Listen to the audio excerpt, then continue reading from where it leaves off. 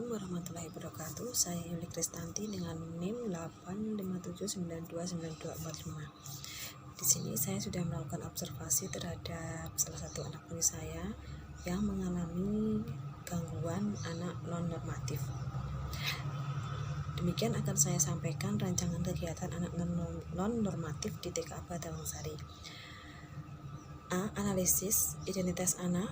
Nama lengkap Caca Andistia, nama panggilan Caca, jenis kelamin perempuan, tempat tanggal lahir Kulon Progo 15 Januari 2014, agama Islam, anak ketiga, sekolah di TK Batawangsari, kelompok B, alamat Jombokan, Tawangsari, Pengasih.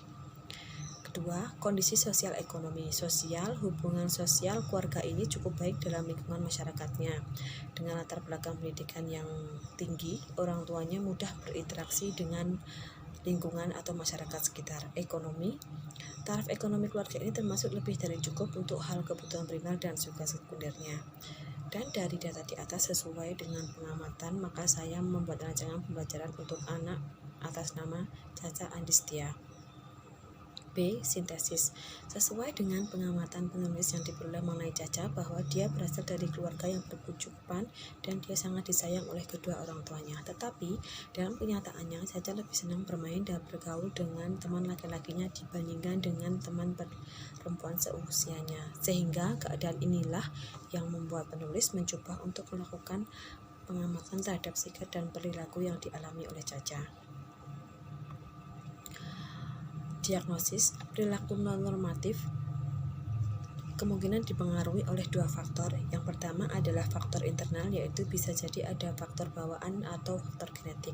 Yang B, faktor eksternal, faktor yang berasal dari luar, misalnya keluarga dan lingkungan sekolah atau lingkungan sosial lainnya. C. Prognosis. Setelah mengetahui dan melihat masalah yang terjadi pada Caca, maka saya melakukan langkah awal. A. Pendekatan secara personal. Di sini saya mencoba melakukan pendekatan dengan bertemu langsung dengan anak, sebab akan menurut saya lebih mudah dalam saya untuk melakukan pendekatan dengan anak dan mulai menjelaskan pemahaman tentang perbedaan gender laki-laki dan perempuan dengan bahasa yang mudah dipahami dan dimengerti oleh anak. Pendekatan secara kelompok adalah dengan melibatkan Caca ke dalam kelompok yang terdiri dari 5 orang anak, yaitu 2 orang anak perempuan dan 3 orang anak laki-laki. Di sini saya akan melakukan permainan di mana Caca harus memilih antara kelompok dan nanti bisa dilihat kecenderungan Caca memilih anak laki-laki atau perempuan. Yang C adalah memberikan fasilitas mainan sesuai dengan kebutuhannya. Maksudnya, bila membelikan mainan sebaiknya disesuaikan dengan kebutuhan anak perempuan seperti masak-masakan, alat make up, alat belanja, terus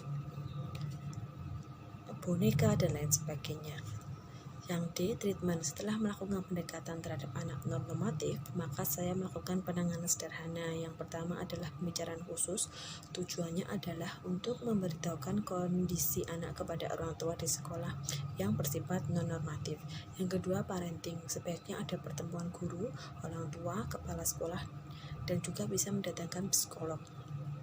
Yang ketiga, melakukan kunjungan rumah supaya guru membantu dalam mengatasi masalah yang dihadapi anak di rumah maupun di sekolah. Yang E, terakhir adalah saran.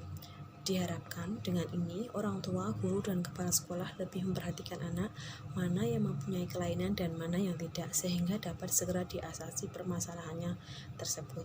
Nah, demikianlah tadi suatu gambaran anak-anak normatif yang ada di sekolah saya. Mudah-mudahan bisa menjadikan bahan observasi ataupun bahan untuk menjadikan teman-teman dan juga ibu guru bisa menjadi lebih perhatian terhadap anak-anak di lingkungan sekolah kita. Cukup sekian dari saya. Assalamualaikum warahmatullahi wabarakatuh.